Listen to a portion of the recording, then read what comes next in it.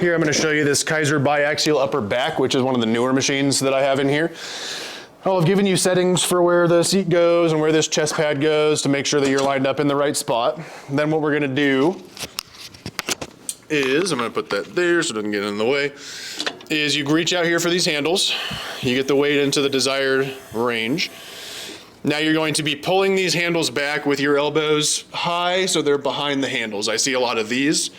And if it hurts to have your shoulders up like this, you can go down a little bit, but you want to see what you can do about keeping those up so everything's kind of folding in sort of these parallel lines.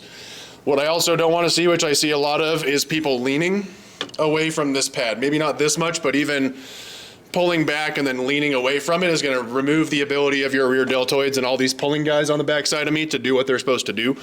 So you need to think, in a similar vein to some of the other pulling exercises, that my body is actually the thing traveling forward and not the handles traveling.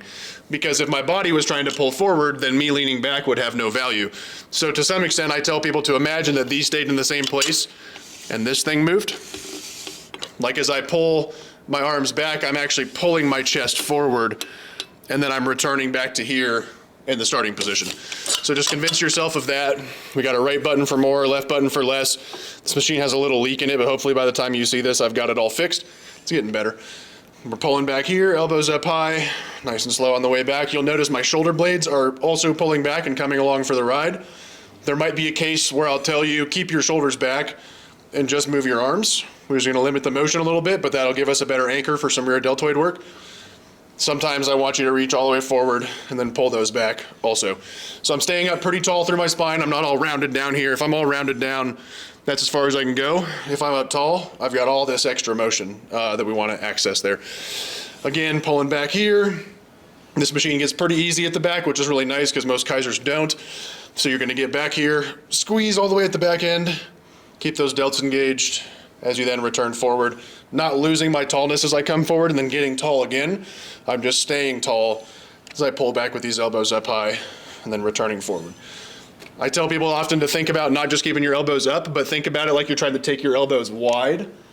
Like I'm trying to touch the frame with my elbows. That'll help us not jam up the shoulder too much. That'll help us get those deltoids to work even more. And oftentimes that's an important kind of thought or cue to keep in mind. So I'm pulling back like so, up still nice and tall, pulling the shoulders and elbows back, tall chest, not leaning back or decreasing pressure into the pad. Imagine you have a scale between your chest and the pad and it says 100 when you're pushing into it as hard as you can, and you can't let that not read 100. It has to stay like that. So I'm not losing any pressure into the pad as I pull forwards and backwards. And that's how you use this Keiser Biaxial upper back.